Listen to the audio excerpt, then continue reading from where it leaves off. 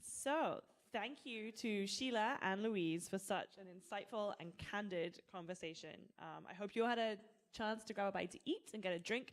The bar will stay open during the panel, so if anyone hears something which makes them need another glass of wine, feel free to go and grab one. My name is Cass Walker. I'm Program Director for Social Entrepreneurship at the Sci Center for Innovative Thinking at Yale and the Yale Center for Business and the Environment.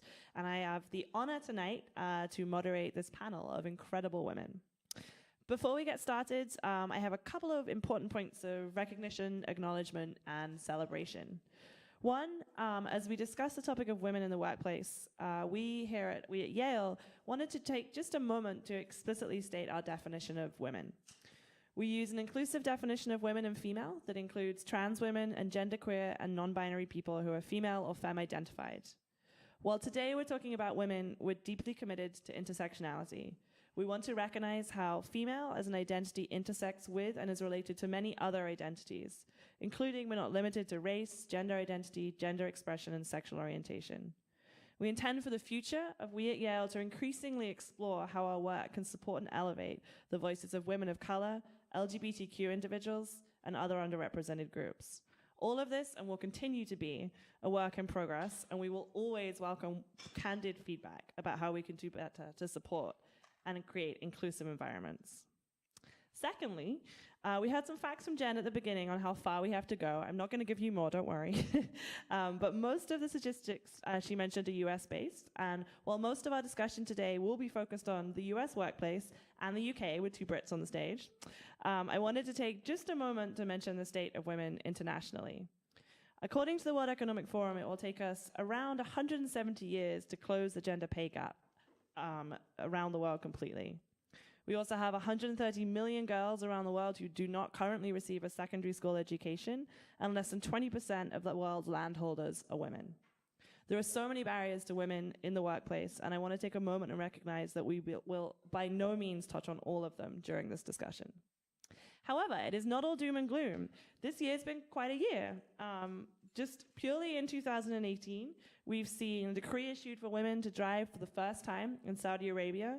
We've seen more women running for Congress than ever before in the US. And we've seen hundreds of men globally being held accountable for their actions and lose their positions of power due to the Me Too movement. There are also incredible women all over the world fighting for justice and equity for all women, like those sitting on the stage beside me. So our task this evening is to discuss the theme of women in the workplace and how entrepreneurship can and should play a role for women. We have a wide set of expertise on this stage, including women who have founded their own companies, have led research on women in the corporate sector, and have fought for the rights of some of our world's most marginalized women and girls. We'll hear how Sarah Hollebeck is working with organizations like General Assembly, Etsy, and Squarespace to make workplaces, as she might say, more human. We'll hear how Natalie Madeira-Cofield is using technology and social media to inspire a new generation of women of color to launch new ventures and build wealth. We'll hear how Baljit is leading an international movement around knowledge equity, and how Serena Fong's work at Catalyst is using action-oriented research to drive workplace change for women. Finally, we'll hear even more about how Sheila Marcello has used technology to create a venture that provides all people access to the infrastructure of care that they need in order to have the time and flexibility to pursue their dreams. So with that, I'm delighted to kick off the panel. We're going to take a couple of minutes from each panelist to introduce themselves. So your name, your current position, and a brief description of your path of how you've got to where you are today. So, Natalie, let's start with you. There we go. All right. Can you all hear me? Great. So first off, I'm very excited to be here and very honored to be here to share my journey. As mentioned, my name is Natalie Madeira-Cofield. I'm the founder of Walker's Legacy and our nonprofit arm, the Walker's Legacy Foundation. A little bit about me and my personal journey, and I know we'll be talking a little bit more. I'm originally from Rochester, New York. I worked 3 jobs when I was in high school, and I started 3 different initiatives and companies before I turned 30.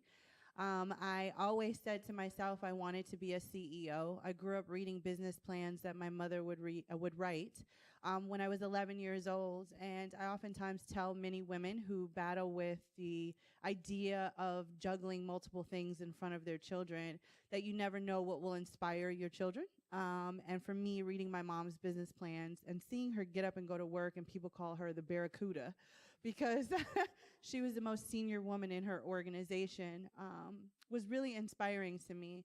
I've had everything from our current organization, which is a digital media platform, to brick and mortar co-working space that I owned in Austin, Texas for 3 years, to a consulting company, and I look forward to sharing more with you all about my experience. Thank you for having me. Thank you. Baljeet. Hi everyone, it's great to be here and what an awesome panel. So 20 years, last 2 decades, I've been working on tackling and addressing social injustice, but I started my career as working in community-led organisations. I then went on to work for the private, not-for-profit, and also the public sector. Why did I decide to? I call myself, I think earlier it was that some women call themselves entrepreneurs or innovators. I'm definitely a social innovator with an entrepreneurial mindset. So for me, I wanted to create change and support marginalised youth in my local community in Nottingham. I'm from the UK, and basically we had a lot of cuts in public services following the 1980s, with the government basically starting to cut services and employment also, decreasing severely for our communities, with local schools also being shut down. It was then that I actually came into contact with incredibly vulnerable, and this was nearly 18 years ago, incredibly vulnerable, unaccompanied migrant and refugee children in my local community.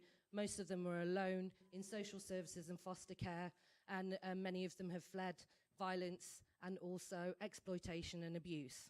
So for me, I couldn't understand what was going on. There were no laws, policies, or guidelines to actually support these children. So what I decided to do was then work with a number of organisations to realise that there's only so much support work we could do. And for my sins, I realised that I needed to become a lawyer. So I specialised in children's rights law and also international refugee law, to then go into private practice. But with a traditional hierarchical male-dominated profession, trying to get them to understand that children are not mini adults in a legal process was very difficult. So what did we do? We went to set up our own practice, not-for-profit, led by a team of women. And not only did we have traditional forms of strategic, legal and policy reform, we also started to innovate in legal service. We started to work with practitioners from cross-disciplines, understanding the needs of young people and youth. We started to innovate with services. Our work then changed laws, policies, but also service provision in the UK, but also in the EU.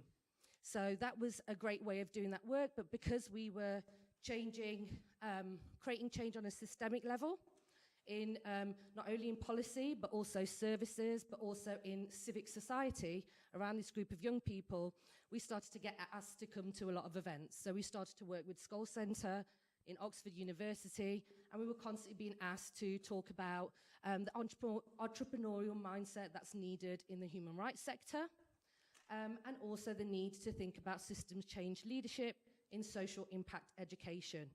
Fast forward, I've been working on and trying to get communities, but also the private, public and education and sector to understand the need for knowledge equity. I'm delighted to say that shortly, I have recently accepted the invitation to join the Sci-City team to start to incubate and take that work forward in the summer.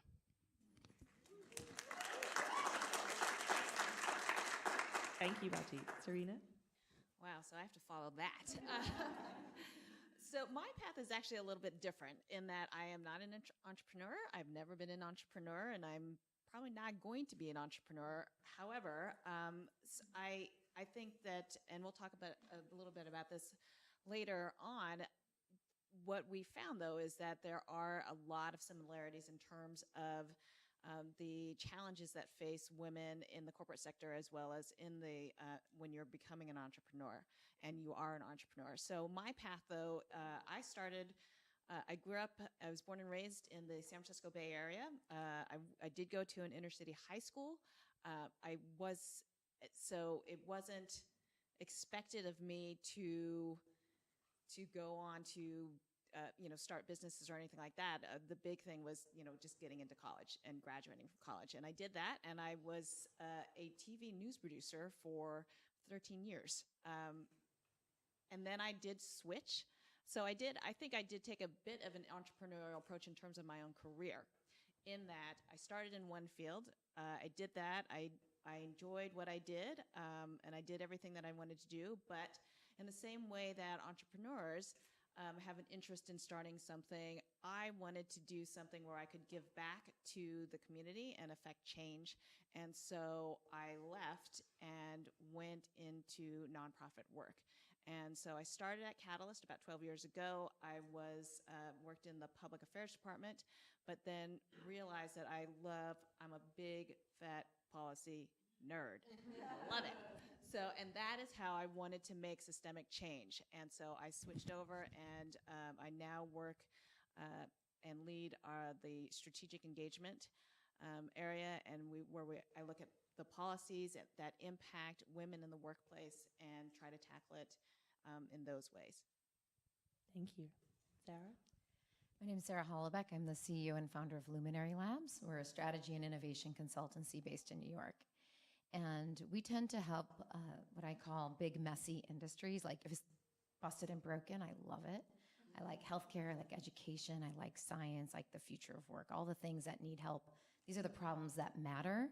And if we can effectively help large organizations, whether it's a large pharma or a federal agency, for example, we work with US Department of Education or NASA, solve those problems, we can affect the lives of millions of people. My path to entrepreneurship is very unlikely, despite being raised in a very entrepreneurial family. Both of my parents are entrepreneurs. But I spent the first part of my career working in venture-backed companies.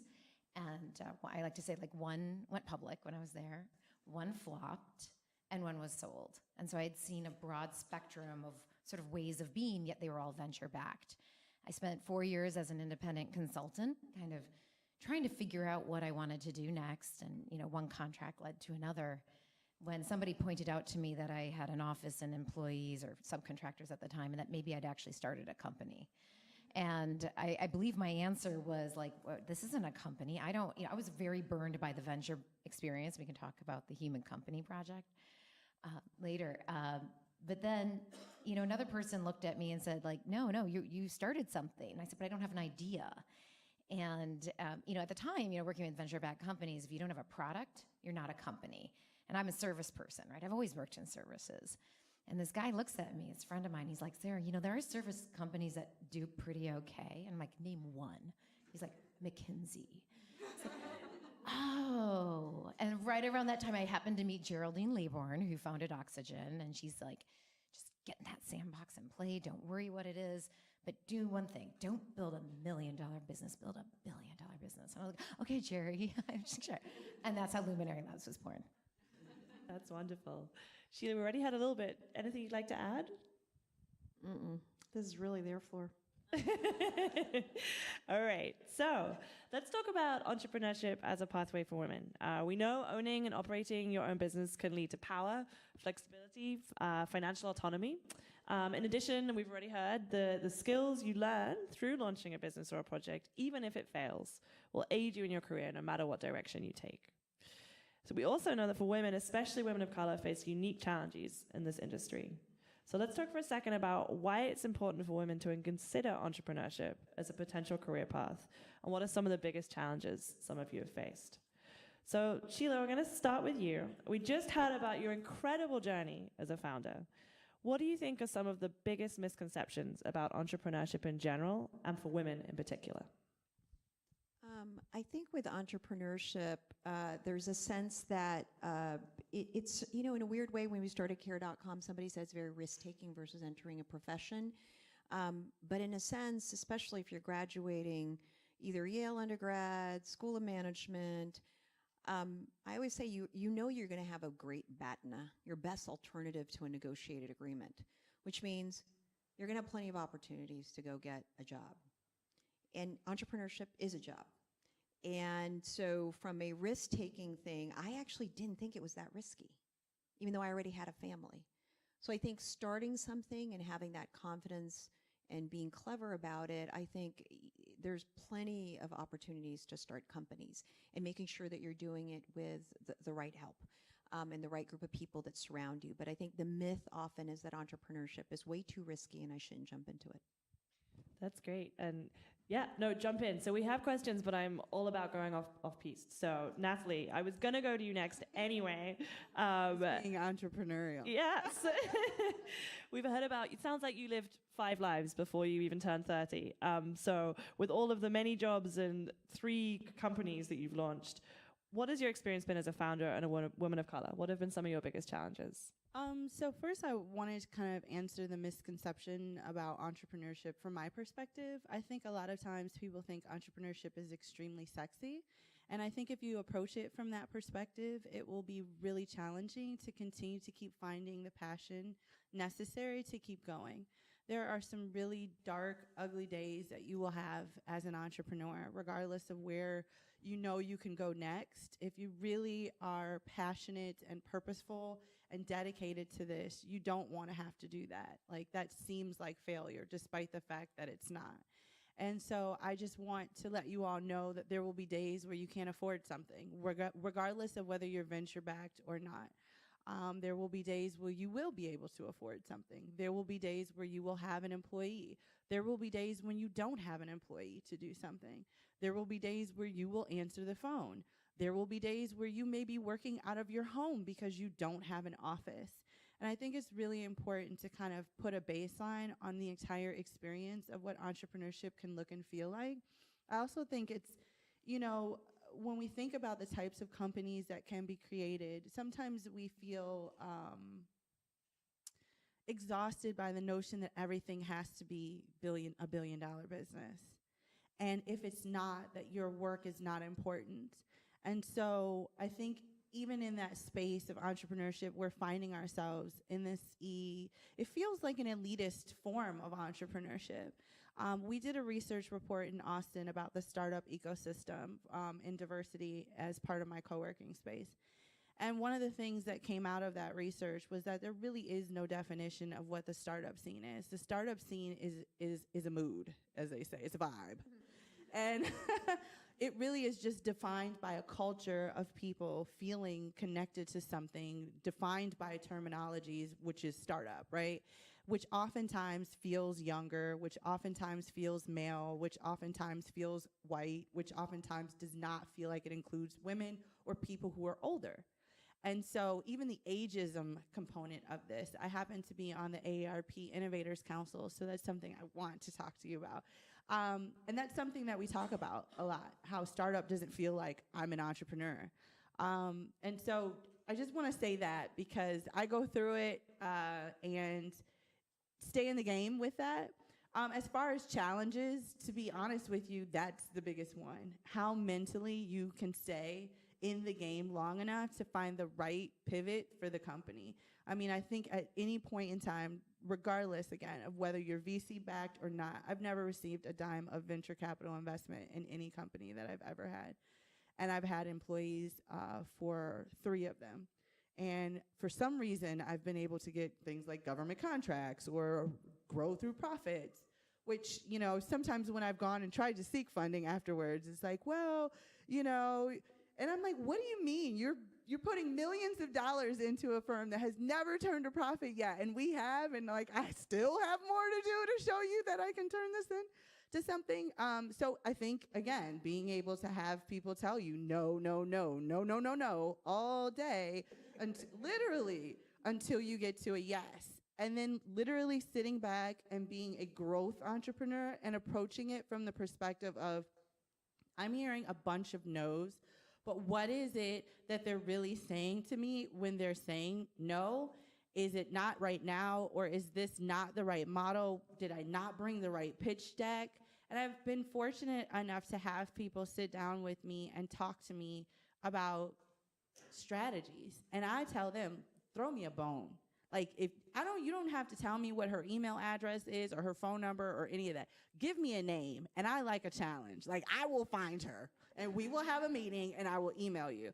So I know this is super long. I think the obstacles are even greater for women of color who may not be able to raise funds off of friends and family. They're angel investing back into their households.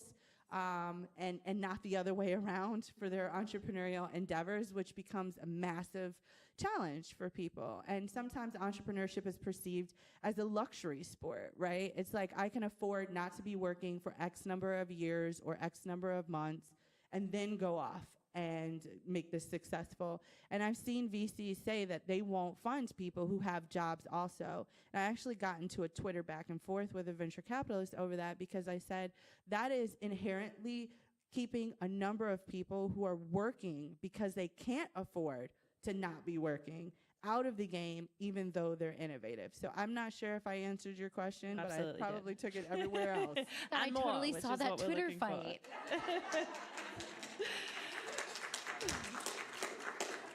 To wrap up on that question, Serena, with your work at Catalyst, you just released a really interesting report on attracting women entrepreneurs, encouraging women to start businesses. What were some of the main findings that you had? Why is it important for women to consider entrepreneurship as a path, despite the challenges? So I think that the way that the report came about is because, as I mentioned, Catalyst does focus really on women in the corporate world. But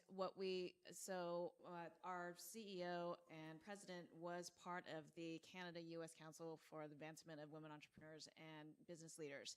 And so we did a report, and so we were tasked with trying to figure out, some of the ways to encourage women to think about entrepreneurship and become and start women a business in high growth scalable industries. And I came to this completely with ignorant about anything having to do with women entrepreneurs, and so it was a huge lift for me to get there. But what we found, though, is that, as I'd mentioned earlier, a lot of the barriers that face women in the corporate world face women in the entrepreneurial world, in the sense that it's unconscious biases and gender stereotyping, the lack of access to networks, and the lack of role models and mentors and sponsors. Those are all three barriers that face women entrepreneurs as well as women in the corporate world. Having said that, one of the examples that I love that was in the report that I thought was fascinating, to talk about a little bit further about the gender stereotyping and unconscious biases that women entrepreneurs in particular face. So there was a study done in Sweden, and they asked both men and women to give, I think they were funders, to give descriptors for men entrepreneurs and women entrepreneurs. For men, they said, young and promising, experienced and knowledgeable, arrogant but very impressive competence. For women, young but inexperienced, experienced but worried, and enthusiastic but weak. So, and with those kinds, when you face those kinds of things, you see those words and they play out. It's one of those things where, personally, I'm even more inspired to do what I do, and hear the stories that we're hearing today. But the other thing, though, is that, I think to what Sheila was talking about earlier, to flip it around and show funders, show others the power that women can bring to the economy, to innovate in terms of ideas to solve some of the systemic problems that we have. Because the other thing that we found in the report is that female leaders bring tangible commercial benefits to a business. When you have a more gender diverse team, this is both in the corporate world as well as women entrepreneurs or entrepreneurship, that you get more ideas, you get better ideas, you get more solutions, better solutions, and you get to those solutions faster. And so ultimately, when you do that, when you tap into women entrepreneurs and those abilities, it's just going to be a benefit economically for countries and for individuals and for society. So, I mean, and I will say, just to end on one thing, that one of the recommendations that we gave in our report is to start and support something like We at Yale. So, Awesome. That's great.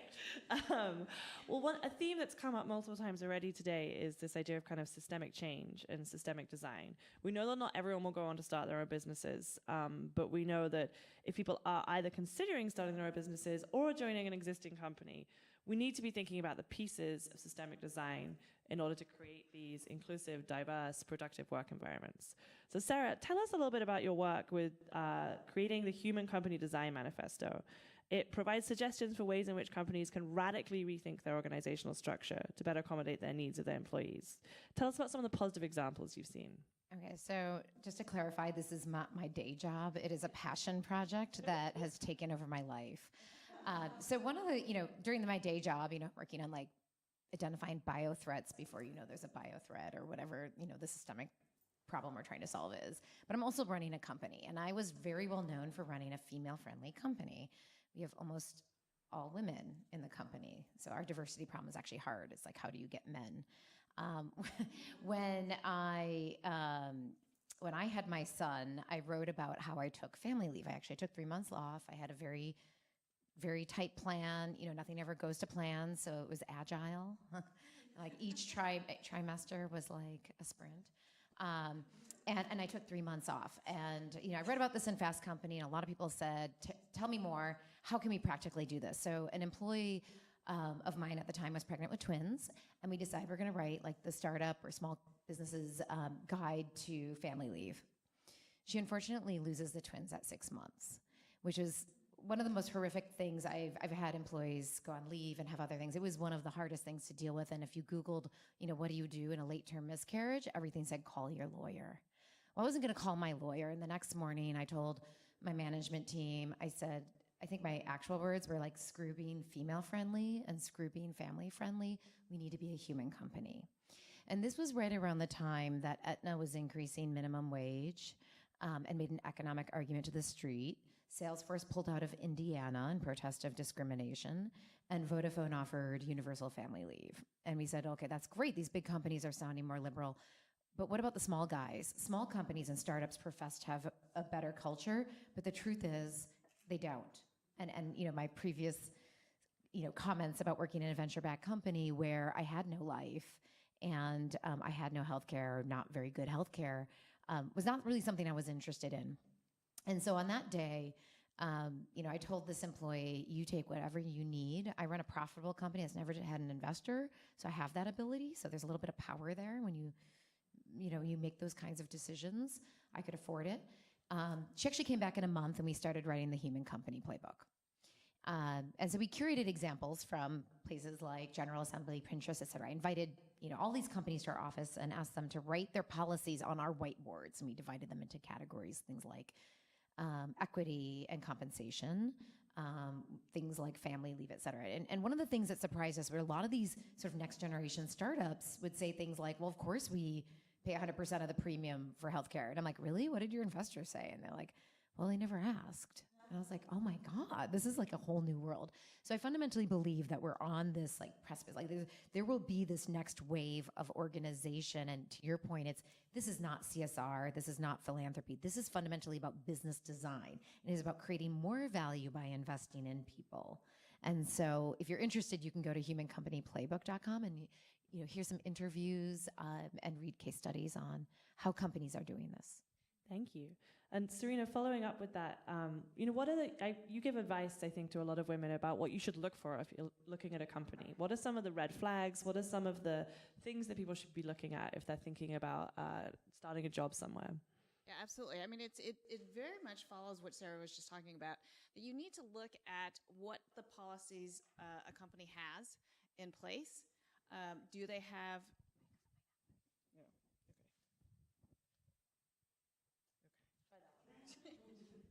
Okay. Is this better? Okay, sorry about that. Okay, so really, when you have these, so a lot of you, I imagine, would be having are looking at places to work, and fielding offers and things like that. One of the things that you really want to do is, first of all, keep in mind that you're going to be spending the majority of your life at this place.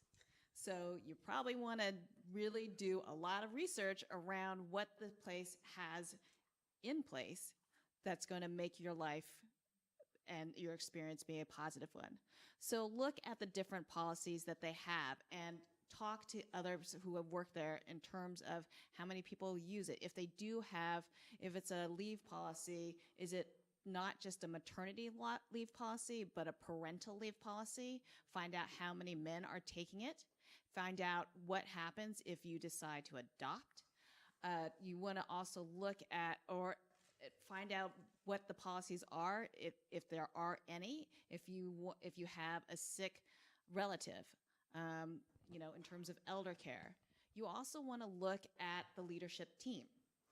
Do they have a diverse board of directors?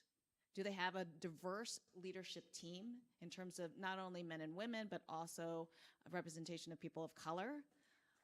You want to also ask them about what their hiring processes are all about, or hiring and promotion and retention policies are all about. How do people work on their career paths? How do you know, and what kind of supports are in place if you do want to look for advancement, if you want to develop those skills? Do they have programs in place? Do they have initiatives in place? So it's all about, and then ultimately you want to vote with your feet. So, don't just be scared into taking a job because you feel like it's the only offer you're going to get, because it's hard. It's going to take a lot of time. But again, I go back to you're going to be spending the majority of your life at this place. So you really want to think about, is this the right place for me? And then ultimately, if you've got the skills, you'll be able to find another offer if it's not quite the place, because it's worse once you get in there if you need to get out. Great, thank you. So shifting gears a little bit, as we mentioned earlier. Oh, did you want to jump in? Of course. I'm sorry. Go for it. Totally messing up your Oh, plans. I love it. Do it. You asked a systems-based question, and I'm going to try to make this super, super quick. The Walker's Legacy Foundation is named in honor of Madam C.J. Walker, who was the first self-made female millionaire in U.S. history, just one. She was also a low-income single mother, and a lot of people don't know that about her. She actually pursued entrepreneurship by washing floors, making $1 a month, and while she was taking care of her daughter at that time. And so Walker's Legacy established the Walker's Legacy Foundation to do working with single mothers. And so this is a systems situation for us, because so much of entrepreneurship is about access, right? And so we realized that, one, we launched this program through funding from W.K. Kellogg Foundation and the Coca-Cola Foundation in 4 cities across the country, teaching financial literacy, empowerment, and entrepreneurship to low-income single moms in those communities that were anywhere between 18 and 30, which are pivotal years for a woman to either fall forward or fall backward. And then also we were able to build a mobile app for them, because we realized that there were inherent assumptions that we had about people and what they had access to, including having a computer, and many of these women didn't. So we built a mobile app for the program. Then we were like, okay, well, we need to take care of every single barrier that would keep her from participating in this program, including childcare. So we ended up having certified childcare at every single one of our 12-week programs for these women. So they would bring their kids to these sessions. And then we also partnered with transportation agencies to reduce, because again, something like driving down the street might not be a big deal for us, but if that's $25 in gas money that you don't have that month, I mean, somebody in college has been there, okay? Like, hey, can I ride with you? $25 in gas money feels like a lot when you're making a decision between using that for food or traveling to go better yourself. And we wanted to remove all of those issues for her so that she could pursue something that was about her. What we saw, we graduated 52 through the pilot program. We had 75 women participate, 52 of them graduated. And in some instances, this was the first time these women had ever graduated from anything, like high school included, Their whole family came to the graduation ceremony, kids. I mean, I couldn't stop crying at the program. I mean, let alone them. But they pitched their companies, and we also used the power of microfunding, right? And so we said, some of these women can actually build a business on $1,000. Like, what is that to you or I, right? Like, somebody in here has a bag worth more than that, right? But that has the power to transform a woman's life, right? And so we put together this opportunity for them to present and pitch their concepts, and we awarded $5,000 in micro grants. And we tried to reduce every single barrier, and we keep in contact with these women through our foundation and then plug them into the women who are a part of the Walker's Legacy Network. To me, that's about systematic change for people who don't have access. It's understanding where they are and meeting them where they are. And we started that program with focus groups, because the last thing I wanted to do was be that person who professed that I knew about their challenges, because I don't live that life. I know about it. I have people around me who live that life, but that's not my life. And I think a lot of times we build these programs to do good. And I know Yale is a very socially missioned management school, and it's really great. But I think it's important to be in contact with the communities that you want to serve prior to you serving them, so they can tell you every challenge they ever had, and you can build with information, and that is systematic change. It's like you knew the next question I was going to ask. Do you want to go? I just wanted to build a little bit on this one. I heard Brian Stevenson speak on proximity. I don't know if you guys know, he's Equal Social Justice Institute or organization that he's doing, and he talks a lot about proximity. It's so interesting about the stories that you're hearing, whether it's Natalie and Sarah and Serena, and we're about to hear from Baljeet around, entrepreneurship does not just have to be my day job, right? And you're hearing these passion stories, right? And it's like, yes, I run a for-profit company, but we're also launching nonprofits. We're training refugees to be caregivers. We partnered with AARP and we launched the Care Institute because there's no standard for care across the country. And these are just examples. You're hearing the examples of passion that's coming from women, from female leaders who take that entrepreneurship learning that we've had on starting companies, and then how do we apply it to other problems around us and solutions, because there are few of us that are role models, but how do you, in systems change, do that in other areas, whether it's public-private partnerships, which I'm sure she's about to talk about, nonprofit, whatever it may be. It does not just have to be the capitalist for-profit system to pursue your passions. So, the next question, Baljeet, as someone who fights for equity on a daily basis internationally, and as someone who's spearheading a movement in the social impact and social entrepreneurship sector around knowledge equity, what does equity look like in the entrepreneurship space, and what should it look like? Okay, the reason why I was profusely nodding here is I'm going to take us back into social entrepreneurship space, social innovation space, and business and not-for-profit work or work for a social purpose.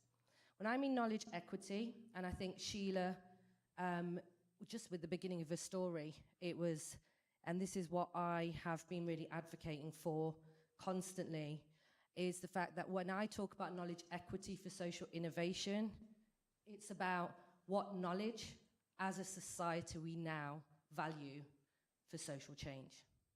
Human history has dictated that it is humans who have created social change, it is people who have created social change. But for some reason, inadvertently or otherwise, in our social entrepreneurship and social change ecosystem, we have forgotten the very people who have living the social issues that we're trying to tackle. So what you will constantly find, so when we talk about knowledge equity, there is contact is crucial, proximity is crucial. But how about so there's technical and learnt and experiential learning, which is vital for social change. But what about lived experience? I lived it. I went through it. Refuge, the first safe house in the world for domestic violence survivors, was created by a victim of domestic violence. Alcoholics Anonymous was created 100 years ago, a 12-step program that revolutionized support services by 5 alcoholics. But for some reason, what we've done is inadvertently forgot the very people and the communities as social change makers, and there's no equitable and meaningful opportunities for them. So what do I mean by equitable and meaningful? We all get paid to be social change makers. And what we're often finding is talented, fantastic people who have educational and financial privilege wanting to make the world a better place. But we expect communities to be change makers for free. Activism is great, but it's a sense of being. So why have we inadvertently or otherwise left the very people that we've constantly relied on for social change? So knowledge equity is about this. Knowledge equity is about let's value all forms of knowledge, all human knowledge, insight. Sheila started this incredible woman with the work that she does because she had a personal lived experience of what happened in her family. But it's okay if we can have finance and education to be a change maker. What if you don't have access to the resource? Not all of us will be able to go to university. But yeah, what's happening in our social change ecosystem, and this is when I started to work heavily with the Skoll Centre, was, so what we're trying to do is starting to focus on human-centered design, to really understand the problems that we're trying to create solutions to. Actually, what we're going to do is have hackathons and focus groups with the communities, and if you're lucky, we'll give you a £5 voucher to come along for lunch. But actually, we need your knowledge to understand the problem, to create the solution. So why is everyone with the technical expertise getting paid, and yet we've left the very people who have problem understanding in this whole of our social change ecosystem? So that's really what knowledge equity is about focusing on all individuals, whether they're women, whether they're working class communities who are at the low income level, who cannot potentially be able to afford investment to start a new business, be able to go to university. And I think that's the movement that we've been working on, and people want to really recognize this. And actually, what I'm going to point out is the business sector gets this more than the not-for-profit sector. And that is quite illuminating. So I think I could go on, but that's really what the knowledge equity movement's about. Wonderful, thank you. I'm going to shift gears just a little bit because I'm realizing we're running short of time, and I want to make sure there's enough time for questions, as I'm sure there's lots of them. One of the things Jen and I definitely get asked the most here, especially with women who are looking to go into entrepreneurship, is that classic question of how do you find a mentor? We know that mentorship plays a huge role in women's lives at multiple different points, whether it's at a young age, whether it's in your mid-career, whether it's when your career transitioning. And I think each and every one of you have probably served as role models to women who are at different stages of their lives. My question is, how have you done this formally and informally, and how has mentorship played a role in where you've got to where you are today? Natalie, I'm going to start with you, given that this is your kind of realm of expertise. What led you to start the Walker's Legacy, and why is mentorship important, especially for women of color? Yeah, I actually started Walker's Legacy because when I started my first company, I found myself in a lot of different Me Too experiences. The last one was when I was taken to dinner by a billionaire, and I thought he was going to invest in my company, but instead the entire time he propositioned me during lunch. And I went home in tears, and my friend was like, well, who's your female mentor? And I said, I don't have one. And well, he said, well, you need to get one. So I started emailing women that I wanted to be like. Subject line, I want to be like you. Got no responses. And I'm like, well, what is the deal? Like, I feel like that's very ego-centric, And so I realized what I realize now, and I started actually reading biographies of women that I wanted to be like, and I realized that actually at that time I was digitally mentoring myself. So that's kind of like a predecessor to what Walker's Legacy also does through our content. Michelle Obama, Alexis Herman, and obviously Madam C.J. Walker. That's where Walker's Legacy actually came from. And so why is this important? I mean, just last month, we did programs in 7 cities across the country, all about Meet Your Match and mentor matchmaking. And we had hundreds of women who were able to find matches for themselves through mentorship and gain connections with people. What do I think about mentorship and how have I approached it? I think a couple of ways. One, sometimes I meet people and I'm like, I really would like to meet you. I'd like 15 minutes of your time to be able to just talk to you and learn from you. And then from there, I'll say, are there things that you think I should do? And they'll say, 1, 2, 3. And I'll say, because I want you to know that your time is so valuable to me, I'd like to be able to follow up with you on a monthly or quarterly basis to let you know that I have been aggressively going after the things that you listed in 1, 2, 3. I'm in the meeting taking notes. This is class time. Then I send them emails and I say, I have done 1, 2, and 3. I followed up with this person, did that, haven't heard back from this person, and people at that point are impressed. Because the last thing people want to do is spend time with someone who's not going to actually do the things that they said in the meeting. It's like, why are we talking? I also like to ask for phone meetings because when I ask people to come out of their office, it's just too much. Like, I've got to do my hair, I've got to get dressed. I don't feel like doing all of that. Like, talk to me on the phone so I can kind of like end this if I need to and not have to feel like I have to look any certain way to be your mentor, if that makes sense. And we talked a little bit about the tax that women have, which is like, to be successful, like a guy can be up here in a hoodie and a sweatshirt and he's just chilling, right? But for women to be successful, I've got to think about my hair, my makeup, my clothes, to give this, appearance of success, whether false or real. But it's still more than what a man has to do and all the stress that goes with that.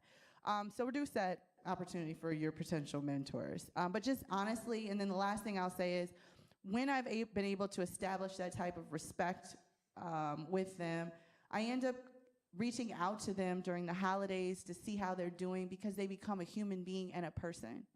And they become my friend.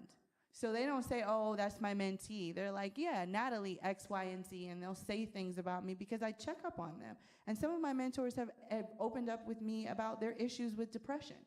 And that's because they see me as their friend. And I still know that there's much that I can learn from them, including the fact that you can be what some people may say is broken, but still be super wildly successful. Thank you. And actually, Belgi, you can keep that microphone. You started your career as a youth worker. So talk to us about what is the importance of women in their teenage years having mentorship, and how have you seen that affect paths for people? Okay, so first of all, what I wanted to do, which was when I think about mentoring, we have a label. It's a great label. It's entered the business sector quite heavily, but working from a grassroots level, from communities that are at the hard edge of social injustices, mentoring is a given. We don't wait for charities to parachute into places. It's often your neighbor, a family member or somebody who's actually mentoring you. And that is happening on a daily basis. What was stark for me, whilst I went through the youth work and then into the private sector, how the mentoring for people from low-income families, particularly women from colour, dropped significantly. So mentoring exists in the community. You start to become a professional, you've got to find it, and it's not there. I'd also start by saying that I'm a firm believer in that mentoring of strong women, mentoring both men, young men, and women is crucial to embed that kind of change in culture, behavior, just to show the strength of women in the DNA of society is crucial. So I have been mentoring young people for a long time now. The difference, both young men and women, largely of colour from Afro-Caribbean and Asian communities in the UK, but largely from working class backgrounds and largely young people who are being in foster care who don't have anyone to rely on.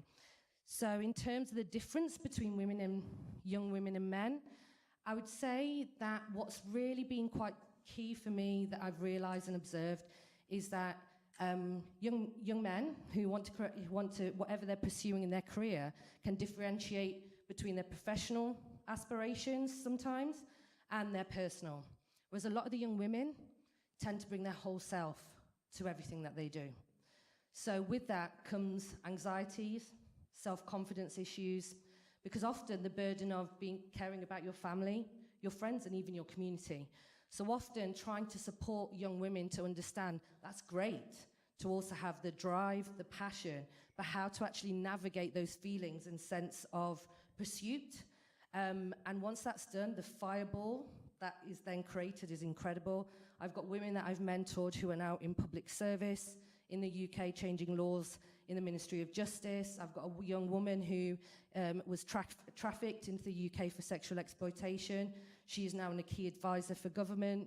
I've also got a young woman from a working class background, who's of colour, who came from foster care, who has now created a social enterprise to bring young women of colour into the creative industries. And I've got a young man who's now come from from the care system, who is now basically a well-known British black artist. So that's the power of mentoring for young people. But equally, what you need to do is it's reciprocal. And what I mean by that is we have to also then learn of the youth that we are mentoring, because life evolves. So a lot of our problems that I find in the social change space, but also business and just life in generally, is we forget to evolve and we get stuck in our ways, right? So we have to also start changing our mindsets. And what a great way to do that if you're mentoring younger people.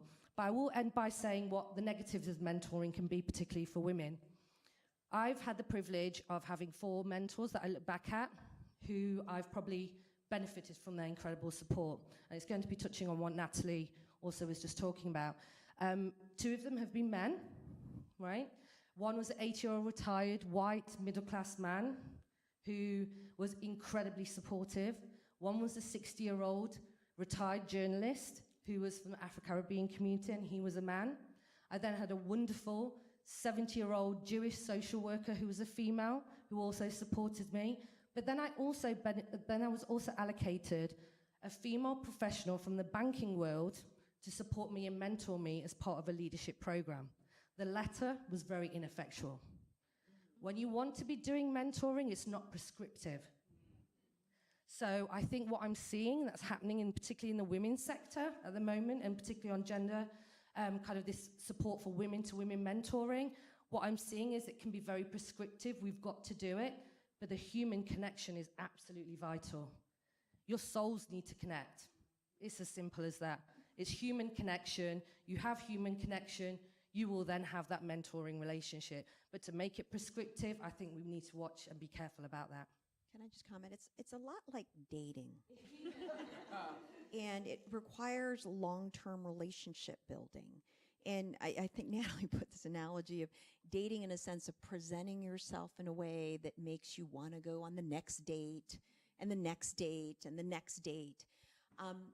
My approach to mentoring has been, I just have this philosophy of giving more than taking. And every relationship that I meet, and to develop that strength of relationship, doesn't matter who I meet, doesn't matter. Planes, trains, automobiles, in my life, we've hired people that I met sitting next to me on a plane. And she's doing really, really well in the company, and I collect people in my life. And collecting means they're giving me a gift of something.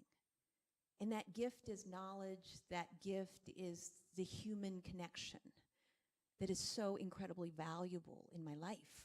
And if I viewed every single relationship that I form or networking as a transaction, then it's not worth it. I have this philosophy that when I go to a conference, doesn't matter how big or small, if I meet 2 people that create a lasting, deep relationship, and I can feel it to my core and to my soul in that meeting, that is worth the time and effort of having gone to that, right? And so I think there's a sense that these days we think of mentoring and sponsorship as like, what's moving me forward? How am I getting ahead, right? The longest lasting thing that have ever happened in my life has been, I've never had to look for another job because the people in my life are real. And I give back to them in a way that I just feel deepens the relationship. So I don't know. I have this philosophy about it, and I think that mentoring has become transactional. Seems like there's some kindred spirits on the panel here. So one last question before we go out to the audience. And I'm going to direct this at you, Sarah, because I know it's something you've thought a lot about. And we had a little bit from Sheila about, including men in the conversation. How do we do that? How do we do it effectively? And it's being increasingly clear that for true change to happen, we need more men involved. Can you talk about how you've worked to include the men in your life, when both in your own company, when you're creating the Human Company Design Manifesto in general? Sure. So one of my early realizations was that a room full of sisters is not necessarily better than a room full of bros.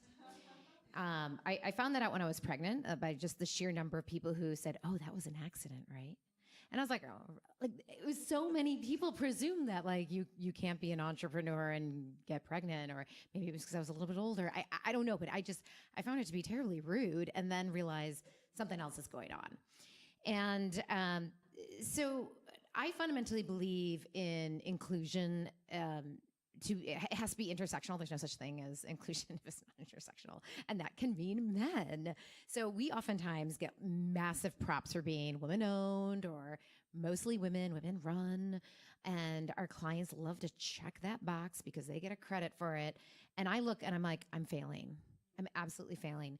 And the reason is, if at my company we believe in critical thinking, and that is one of our core values. As strategists, we have to look at a problem from every single angle.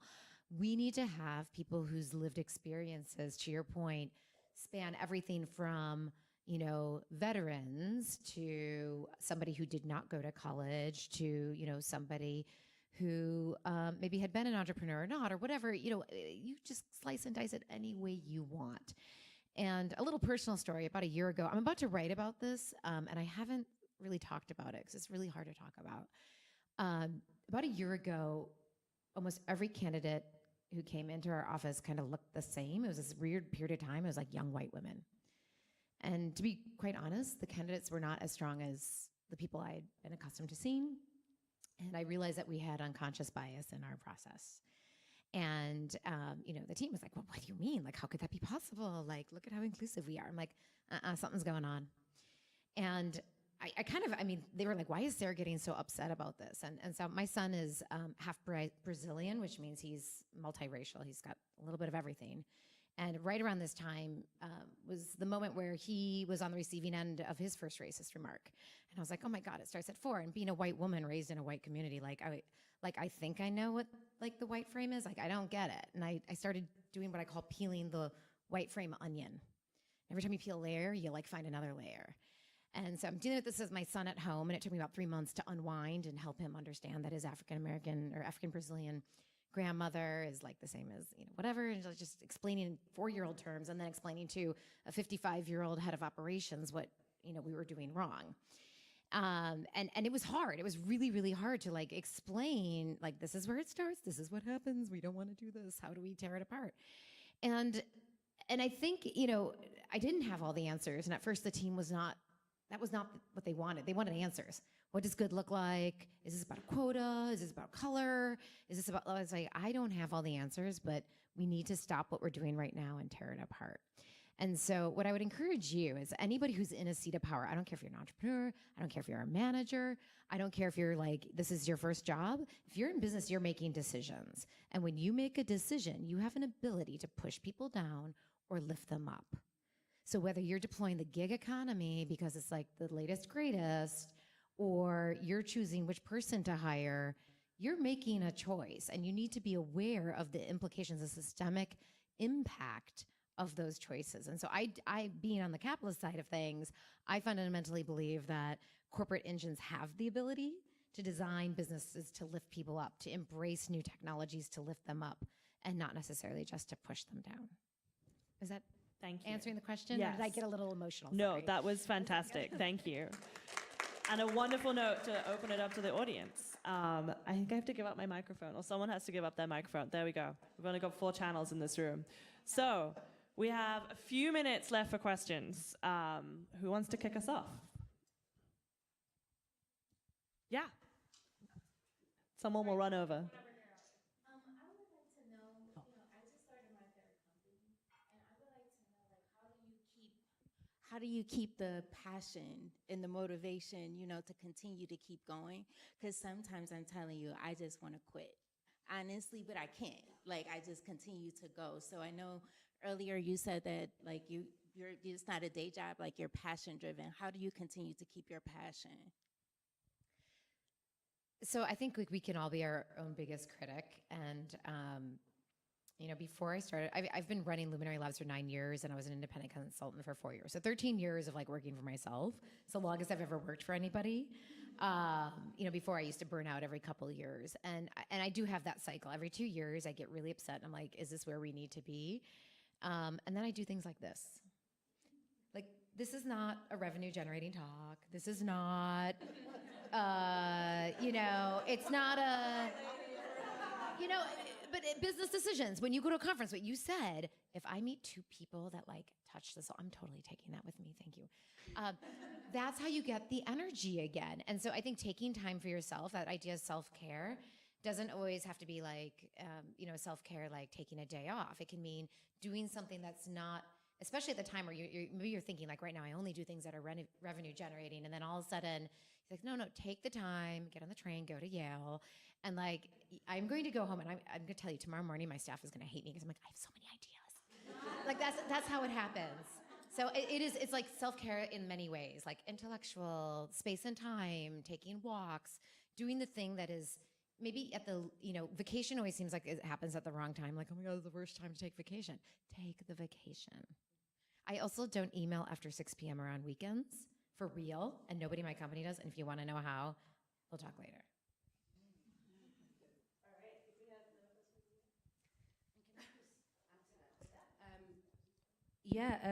Just hearing that you've got 3 businesses, wow.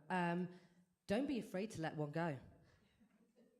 The amount of projects and initiatives that you can start and you're kind of juggling and you think, I don't want to let anyone down, or just let it go, because I think it's like self-care so crucial, but equally, and just going back to reflect about, why am I doing this, right? And once you go back to that core of why am I doing this and what we can do, then that kind of brings you back. But, don't be afraid to let go certain times. I know we're going to ask, I just want to piggyback off that. I actually had to say closing one of my endeavors, my co-working space in Austin, was not a failure. I felt like me closing it was like, oh, this is such a massive failure. But me flying between DC and Austin, going to check on it all the time, all of that, it was just too much. And also keeping the team morale of it good while I was like living in a whole nother location.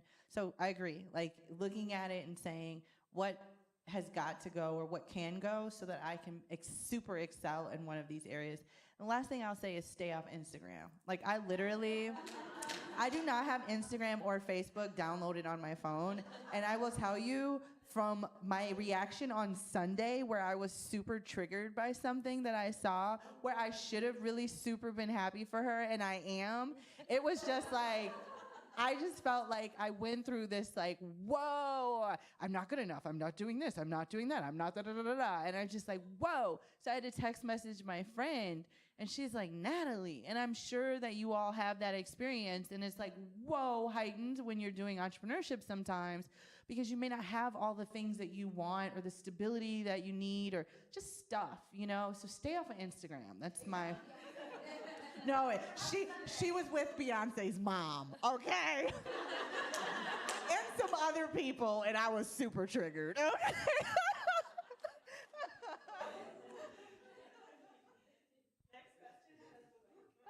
Hi, so I'm a first year at Yale, but I'm actually working with 3 great friends on a new venture. They all go to, great liberal arts schools, albeit on the West Coast, but they're all guys. They're all a few years older than me. I mean, we all have equal equity in the company and we're going to go through a venture challenge, but I at times sometimes feel kind of pigeonholed into the HR community values. And I'm like, no, I want to be building the MVP here. And I think it's certainly, they're all self-identified feminists. I don't think they're cognizant of any of it, but do you have any advice working within that dynamic when you are the only female representative or one of, few?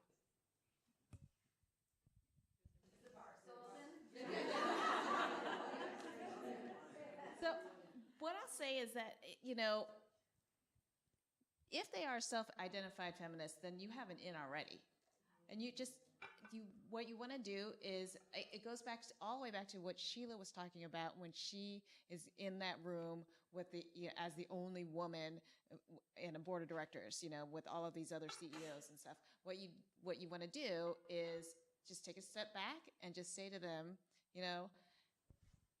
I don't know if I really want to do this, and just talk to them about it, because what we found is that once you actually confront, but not in a aggressive manner, but just talk with them and explain about why this is wrong and why you're being pigeonholed, I'm willing to bet you anything that they're going to turn around and try to rectify that immediately. Because it's what we're seeing is it's not so much that there's intentional actions taking place in terms of the workplace and work relationships when you're talking about gender discrimination. You know, sexual harassment, that's a whole other issue.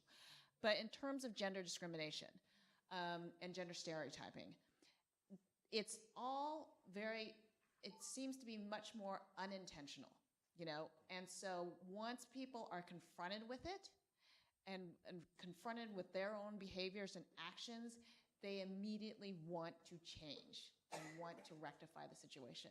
So it's, you know, yes, is it unfair that you always have to be the one to bring it up? Yes.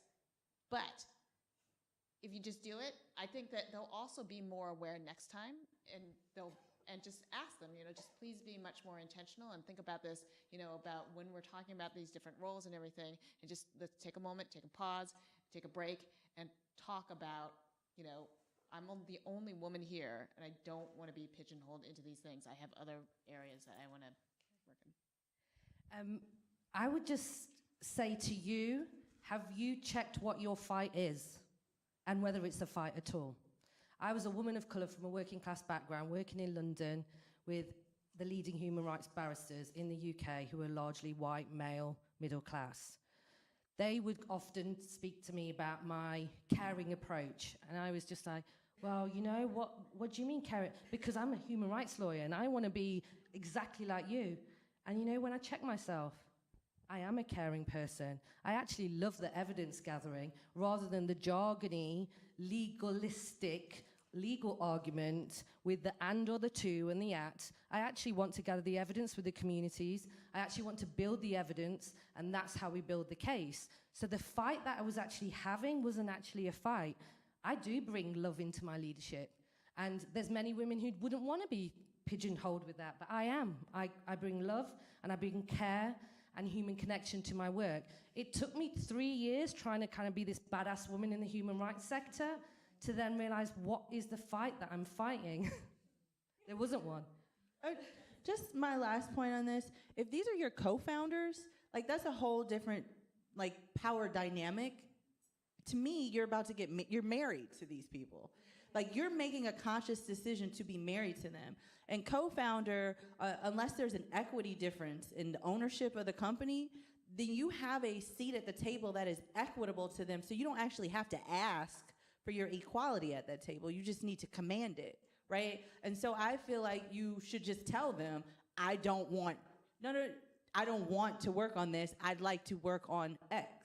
And I think it also means that you need to analyze what your strengths are within the company. Because if that's what they see as your role as a part of a co-founder, maybe part of it has to do with, and I don't know your background, what they see as what you are capable of bringing to the company. Not even just through a gender lens, but from the perspective of what you have done in your career. Again, I don't know anything about you, and I'm just saying this. So think about these men, you're marrying them, you know, and this is a co-founder relationship. And so you are choosing who you're working with. The power dynamic is not an employer to an employee. You don't have to go in and ask for them to recognize you. The power dynamic is that you have an equitable seat at the table. And I think as you're evaluating whether you want to be working with these people and be in business with these people, the way that you feel about this experience and how you handle it is going to be very informative for you down the line.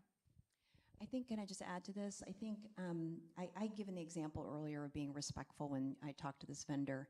I'm going to say something a little controversial that probably makes women feel uncomfortable. You know, years ago, somebody said, "You're such a talented chameleon." And I took that and I paused and I said, was that an insult? Or was that a compliment? And the reason I say that is somehow these stereotypes suggest that we're only one way. Right? Like, I'm a mom, you know, and I'm nurturing, and I can tuck my kids into bed and give them kissy-kissies, and guess what? If I'm talking on the phone and they're interrupting me, guess what kind of look I'm giving them? And why am I comfortable doing that? You know, so I can be respectful, but if I have a co-founder group that is disrespecting me, I do not hold back.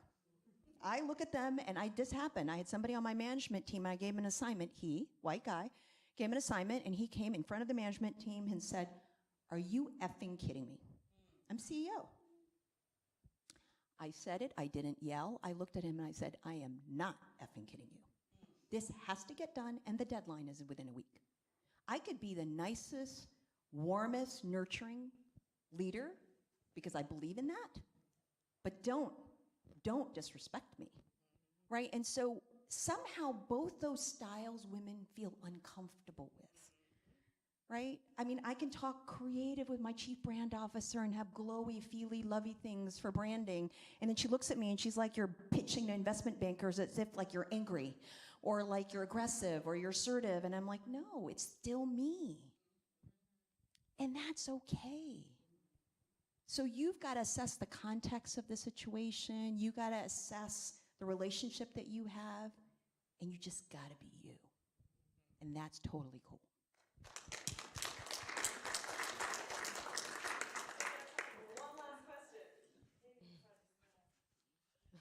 Which that brings me to my question. Because I think, I mean, I'm an older woman now. I'm an old dog. So I've already worked out some of these issues that these young women haven't worked out. You know, I can't be pushed around. I can't be whatever. But for young women who are coming up in this game, I know that they struggle with how to sort of balance niceness with bossiness, with aggressiveness, with assertiveness, with sexiness, with, you know, all these kinds of things that young women are trying to grow into. At 55, I've already made my bones with that, right? I already made my peace. And I understand my role in how to be aggressive. Just like you said, I understand that. But I don't know if young women sort of understand that message of how to sort of find the balance of who they are and who they want to be moving forward in these entrepreneurial waters, in these CEO waters. So if you could talk a little bit about how you all found your footing in how to sort of be who you are and be whole and fine and courageous and beautiful and, you know, in being strong or aggressive or whatever it is that you found your place to be. Oh, this is one of my favorite topics, is like just being you.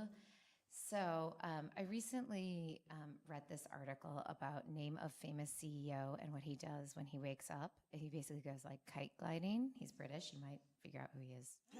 He has a cup of tea with his wife and knows about how like he's successful already. And I was like, I learned nothing about this. And I was really upset about reading. I hate that genre of article. And I was really upset because that morning my son woke up at 5 and had thrown up all over his bed.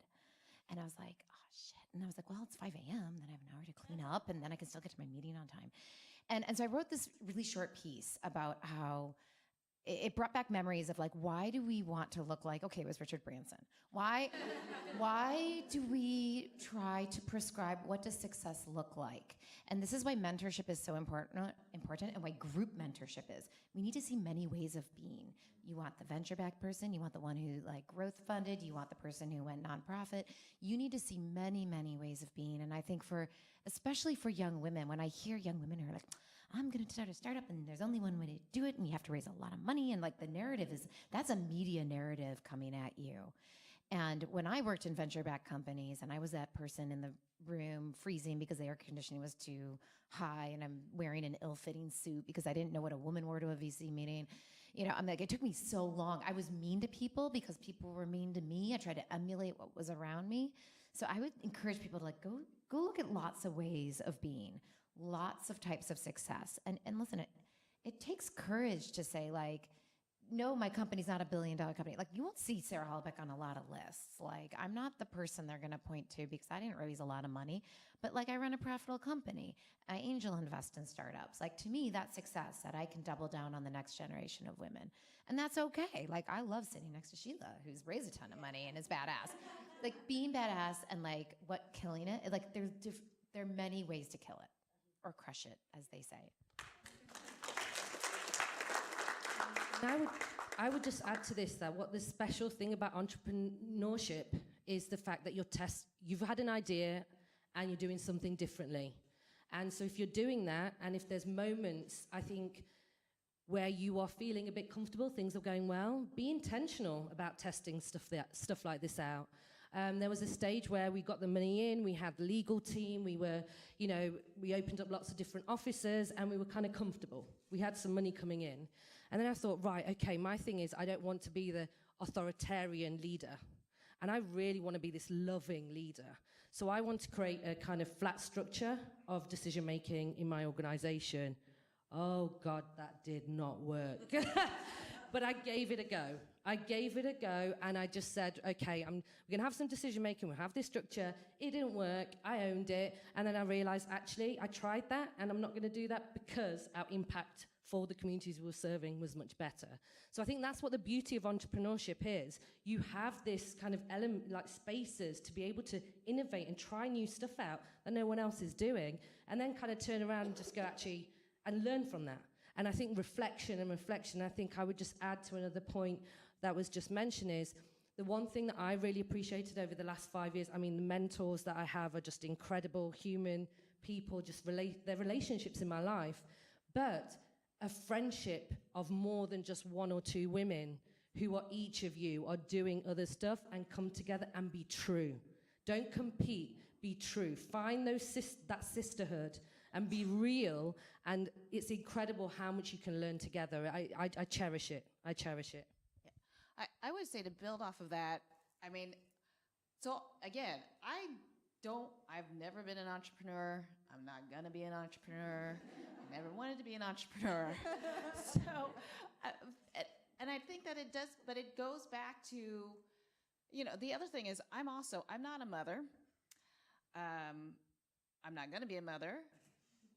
I'm not very assertive in the sense that I am not an extrovert at all. This is my pushing myself out of my comfort zone to do a speaking engagement. I don't like to do them. I hate them, but I do it. Grateful you're here. Because I want to push myself out of my comfort zone and test myself. And again, it's the same thing. I think the way that you get there is it took me a long time to be able to be comfortable, to take these kinds of opportunities. So I think you just apply that to your career, whether or not you're going to be an entrepreneur, whether or not you go into work for a company, you still have that entrepreneurial spirit, I think. And it's just knowing yourself, knowing what you're about, what you like to do, what you don't like to do. And as to what Sarah just said, if you don't feel like you have to meet that media narrative. It's what you are comfortable doing, and just knowing that, that's how you're going to look or work, and that's how you're going to be, and that's how you're going to live. So, I think you just want to apply that back to yourself and just have the confidence in yourself, knowing that I am not this way, I am this way. It could be that, I like I said, I'm inspired by all of you, this panel, because you want to start these businesses. Like I said, I don't want to do it. But it doesn't mean that I don't support all of you, and I think that that's a great thing to do, and it's something that you should have to do. And as Baljeet just said, to surround yourself by different people, because I definitely support all of your entrepreneurial activities. I'll say to that, definitely Catalyst does. I mean, Walker's Legacy has actually put Catalyst figures in our business plan and pitch deck. So, the figures that you're coming up with and the research that you all are producing is changing my life, and it's changing the women who we touch lives. So, just wanted to let you know that. My experience, I lived and worked in LA for a little bit. I was 24 years old. I had a boss who I guess had a crush on me, and he literally moved into my building to be next to me. We went on a trip to San Diego from LA, which you guys know that's not like going out of town, and he had to have me come back with him that night, and I didn't want to go back, but I didn't have a ride because we rode down there together. And what am I going to tell him? Like, oh, I can't be to work on Monday because I'm staying at this conference. Oh, you're here also. So we come back, and I'm thinking he's dropping me off, but we ended up having to go to his house, and I had to go to his house now. So I'm sleeping on a sofa that was in his kitchen.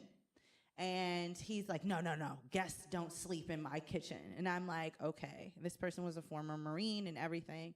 And he's like, you need to sleep in my bed. And I was like, oh my God. And so thank the Lord, he did not sleep in the bed. I ended up sleeping in the bed because, again, you don't know what to do, right? You don't know what you're going to do. You don't know what's going to happen. You don't know what is going on. I was just like, get me out of here. Why did we need to leave San Diego at 11 o'clock at night? But that was what it was. So then by the end of, maybe 2 months later, everybody in the office was now thinking I'm Monica Lewinsky, because every time something would come up, they would say, have you been to Disneyland yet, Natalie? And I'm like, no. And he's like, oh, I'll take you. And he would say this in front of everybody. So it made for a really uncomfortable work experience. So I documented all this stuff. I mean, I was like, yeah, I'm going for my JD with this kind of documentation.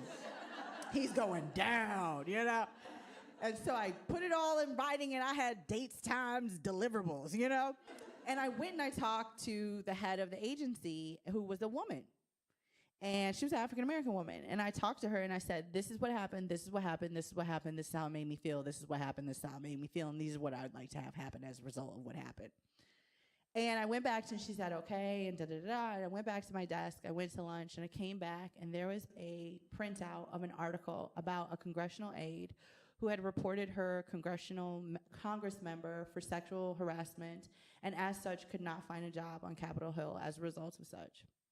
And so the message that I got from that, and in conclusion of our in-person meeting, she said to me, Natalie, you are a beautiful woman, for whatever that's worth and for whoever that's hitting on right now.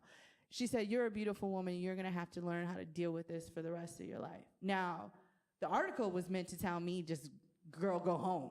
Okay, I got your documentation, now keep it moving, because I don't want you to ruin your career before your career gets started. That was what I got from the article. That totally changed, everything for me, because you assume that when you take the proper measures to report something, that something is going to happen. That's what we were told, right? And so I had to figure out how to maneuver myself in this experience of being this young woman this was before entrepreneurship was sexy. Entrepreneurship is, again, I've said this before, entrepreneurship is sexy now. In 2009, 2008, 2007, it was not the sexy thing to do. It was basically like, you're unemployed. Oh, you're an entrepreneur? You're unemployed. And so, being taken seriously in a city like DC, where it's a good old boys network, I don't care which way you slice and dice it, was tough. But I started to realize the power that I had and how I don't know how to describe this. I need to figure out a way to articulate it. I can't. So I'm just going to say I realized my power, and I tapped into it like Storm, okay? And I was not going to kind of be beholding to someone saying something inappropriate to me. If they said something inappropriate to me, I'd say something back to them, and it was weird because it was like, you almost like that. Like, I was like, oh, you win. You know what I mean? And it's like, I'm really being serious with you, and I realized that I was going to say things like, no, and you were just going to have to deal with it however you dealt with that. And I also realized clothes that you wear are important, and we live in an Instagram, and I was not dressing inappropriate, so I'm not going to put that on myself. But we live in an Instagram era of entrepreneurship again, and I was jokingly saying, I see women and they're like, oh, I'm on my way to my boss moves meeting, and it's like this outfit with these 5-inch heels, and which is totally fine. I wish I could do that. But we also have to think about how we're portraying what entrepreneurship looks like, and how that then relays back to how people take us seriously in these roles. So that's my story with my Me Too. I don't know if that helped at all, but I had to figure out how to manage myself through this dynamic that I couldn't change, that couldn't change me. Does that make sense? It's so, so I would say, to your question around the wisdom of age and all of that, I guess going back now, I try and backtrack. How do I fast track that for people? How do I, and yet at the same time, the dilemma of the journey we know is the richness of life, that without going through that journey and hitting 55 with the wisdom that you have today is what was worth life living for, right? And so I kind of sometimes sit like, I'd love to fast track certain mentees, have this conversation. And at the same time, I'm like, but I went through that with this sense of now self that I'm still working on, but feels right at the moment, right? So that's deep, I know, but like that's one I consciously am always asking myself, and also to not be prescriptive because of the diversity that everybody's journey is different. The one place that I do try and, some techniques and tips that I often try and coach people on is to journal if they enjoy writing, to write and get up and blog, or you don't even have to share it with the world. You could just journal, because it enriches self-awareness that is idiosyncratic to everybody. Meditation is another. I don't proselytize Buddhism, but I certainly have, meditation has brought a centeredness in my life that just chaos and everything that's going through my mind. And so it doesn't matter what age, I try and encourage people, because again, it's a self-reflection around their pace, their life, their context, where they're at. And there's one thing I do for women, and that is for young women, and this is maybe the fast tracking part that I think consciously I'm okay with, which is I encourage women, especially in my company or any meeting that I'm in, to overproject, to go for it, to experiment, that this is a safe environment at care.com, and it is the place that you can overproject, be assertive, it's okay. I don't care if the guys or anybody come out thinking you're aggressive. Sometimes I have conversations with women one-on-one, and they're like, I'm getting feedback that I'm aggressive. I just recently have a new employee who's near in tears, and she said, I got my review, and it said, my male manager said I was overbearing, and shared this with me confidentially, and what do I think of that? And I said, you keep doing that. You keep being overbearing, you keep being assertive, and experiment with it. And then you've got to jot and journal. Did you influence? Did you inspire? Did you, I always say, did you impress or did you inspire? What outcome did you want when you overprojected? And then you got to calibrate that on your own, because no one's going to tell you, because you know yourself, because at the end of the day, it's the outcomes that you want. So you got to go experiment and figure that out. So that's specific things I suggest. And I would just like to add to that. Baji, you got to keep this short. We're so I'll over. keep it short. What I would just like to add to that is, I think there's a lot of men that want to do stuff but don't know what to do, right? So we would bring this massive challenge in the EU against 2 countries, and I was working with a team of men, and a lot of people were just seeing me as the angry woman of colour, which happens a lot, guys. It happens a lot. Because if we assert ourselves, then we're angry, and especially if it's around, injustice, then we're even more angry, and then we're jaded. But it wasn't until the men that I was working with decided to acknowledge me without me asking, crediting my ideas without me asking. And it was those men who were then also creating that relationship within our dynamic of equality that I didn't even need to ask for. So there's a lot of these men in our lives. They're our brothers, they're our friends. Tell them to acknowledge and credit women. They might not remember to do it because they just think it's a given. Credit and acknowledge women.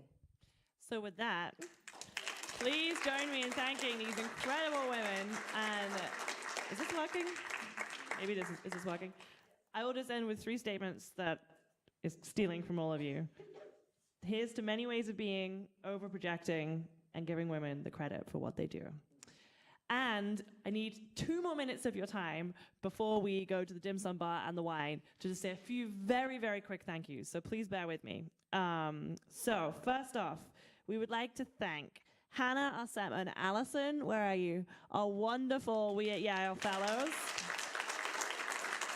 These ladies have been incredible thought partners as we've tried to figure out what We at Yale should be during this year. We want to say a huge thank you to Trish, Taylor, Emma, Amy, Claire, and Abby, our teams from Sci-City and Program on Entrepreneurship and CBay. Quite frankly, you all keep us sane, and we're forever grateful for the time, energy, and brilliance you bring to the office every single day. We want to give a shout out and thank you to our We at Yale coaches, Margaret, Naya, Kate, Aisha, and Cassie, and our allies in residence, Joe, Oni, Peter, Stu, and Justin, for being both an incredible resource for students from across Yale, but also inspiring us and pushing us to be better every single day. We want to thank our colleagues from Sci-City in the program on entrepreneurship and their support, particularly Kyle and Andrew, for being incredibly supportive of getting We at Yale off the ground, and to all the wonderful people who are part of the Social Entrepreneurship Collaborative here on campus. You help Yale be the most fantastic and innovative place that there is. I'll say a quick shout out and thank you to Jen, whose fearless attitude and bravery has taught me so much this year. And a quick thank you and shout out to our husbands and families for putting up with many feminist rants, late night phone calls, and lots of weekend work to make all of this happen. And lastly, and most importantly, thank you to the students, with whom it is a true privilege to work.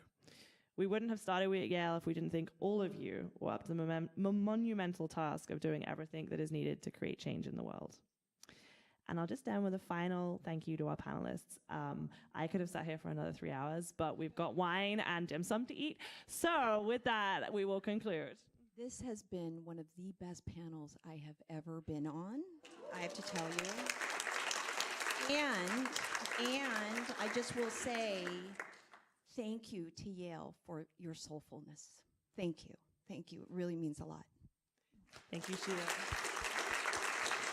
All right, to the bar and to the dim sum.